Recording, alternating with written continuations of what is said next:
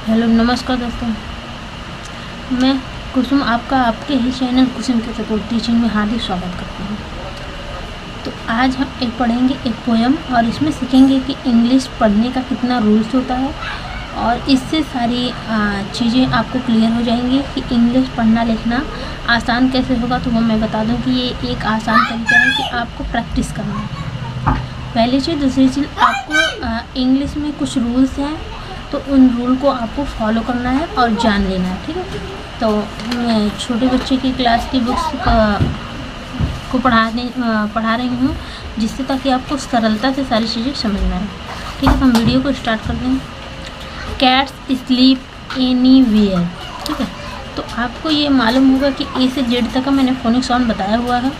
तो जितने भी ए से जेड तक की जिनको भी हिंदी नहीं आ रही तो हमारे वीडियो में जाके आप देख सकते हैं।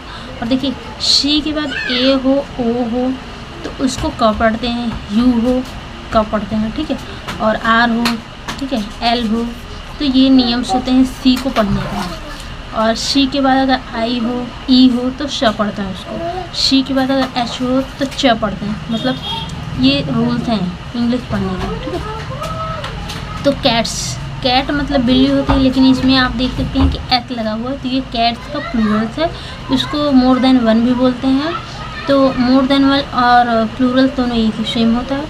तो इसमें आप घबराइए नहीं। जो चीज़ें आपको नहीं समझ में आए तो आप कमेंट सेक्शन में हमसे पूछ सकते हैं। तो कैट्स प्लूरल्स है यहाँ पे। तो कैट्स मतलब बिल्लियाँ होती। स्लीप का मतलब होता है सोना।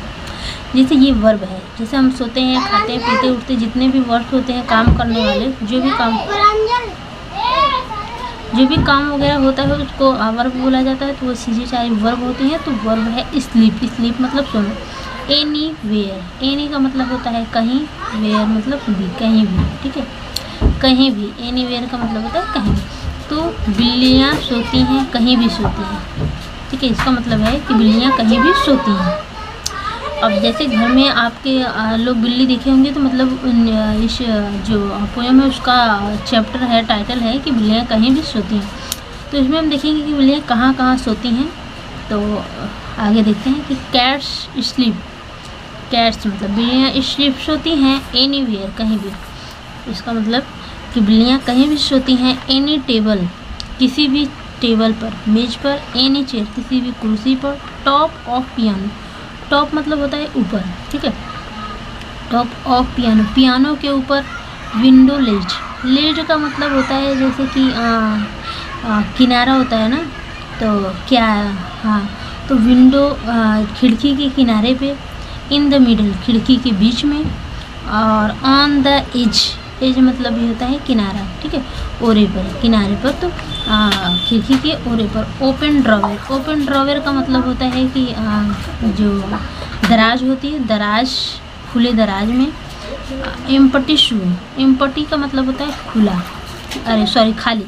जैसे एम्प्टी कोई भी चीज़ एम्प्टी है खाली, तो ये खाली शूज मतलब खाली शूज में। Anybody's lap will do, anybody's का मतलब होता है किसी का। देखिए यहाँ पे देखेंगे एपोस्ट्रॉफी और एस लगा हुआ तो इसका मतलब होता है का, मतलब किसी का लैप, किसी के भी गोद में। विल डू, विल डू का मतलब यहाँ पे है कि चलेगा, मतलब किसी की गोद भी चलता है, किसी की गोद में भी वो सो जाते हैं, उनके लिए किसी का गोद भी चलता है, ठीक है। फिटेड इन कपबोर्ड बॉक्स, ये कपबोर्ड बॉक्स में भी फिट हो जाते हैं, ठीक। इन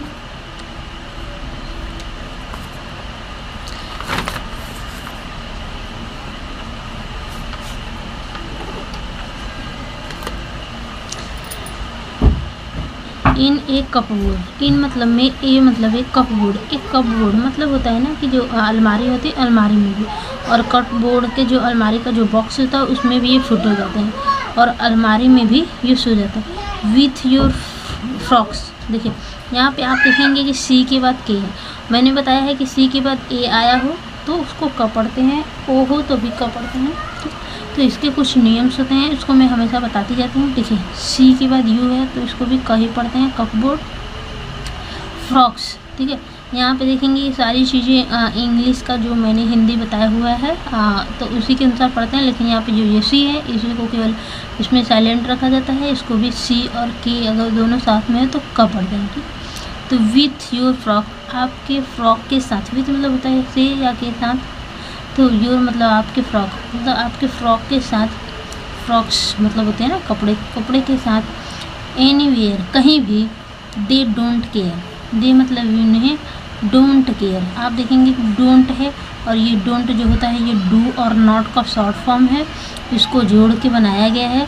तो हम जब शॉर्ट फॉर्म बनाते हैं दो वर्ड्स को एक वर्ड करते हैं तो इस तरह से एपोस्ट्रॉफी लगा के ओ को छुपा देते हैं, तो ये एपोस्ट्रॉफी की जगह ओ की जगह एपोस्ट्रॉफी है। तो डोंट केयर मतलब उन्हें कोई परवाह नहीं होती, ठीक है, उन्हें कोई टेंशन नहीं होती, वो कोई परवाह नहीं करते हैं। कैट स्लीप, कैट मतलब बिल्लियाँ सोती हैं, एनीवेयर मतलब बिल्लियाँ जो होती हैं वो कहीं पे भी सोती हैं। तो आप इस चित्र में देख सकते हैं कि बिल्लियाँ कहाँ कहाँ सोई हैं। इनके देखिए लैब में मैंने बताया था किसी की गोद भी चलती है, मेज पे, ठीक है, फ्रॉक्स पे, कपड़े पे, देखिए कपबोर्ड के बॉक्स में, कपबोर्ड में, और मतलब हर जगह वो पियानो पे और दरवाजे खिड़की के किनारे पे, बीच में, और ठीक है तो ऊपर कपबोर्ड के ऊपर, मतलब सब जगह वो सोई हुई हैं। तो इस तरह से ये चैप्टर था और छोटे बच्चों का है, उनको मैं इसलिए आपको रिकमेंड करूँगी, आपके इसलिए बोलूँगी कि आप ज़रूर एक बार पढ़िए, इसमें आपका कुछ नहीं जाएगा। आप अगर एक बार हिंदी समझ जाते हैं तो आप खुद भी समझ लीजिए, तो अपने बच्चे को समझा दीजिए। इससे क्या होगा कि उनको उनकी वोकैबुलरी जो है बहुत स्ट्रांग हो जाएगी, और उसके साथ उनके जो क्वेश्चन आंसर होंगे उनको ईजिली समझ में आ जाएगा कि चैप्टर में है का और क्या पढ़ना है, और कहानी उनको ईजिली समझ में आ जाएगा, ठीक है। तो उनको धीरे धीरे क्या होता है समझ में आ जाएगा। तो आपको अगर किसी और सब्जेक्ट का भी अगर आपको नहीं हिंदी पता है, आपको अपने बच्चे को समझाना है, अगर वो पूछते हैं तो आप मेरी मदद हमसे मदद ले सकते हैं। आप हमें कमेंट सेक्शन में बुक का नेम्स वगैरह बता सकते हैं, या फिर फ़ोटो खींच के हमको भेज सकते हैं, तो मैं आपको उनको पूरी हिंदी बता दूँगी। Thank you, bye. तब तक के लिए आप लोग फिर मिलते हैं हम नेक्स्ट वीडियो में। Take care, bye bye.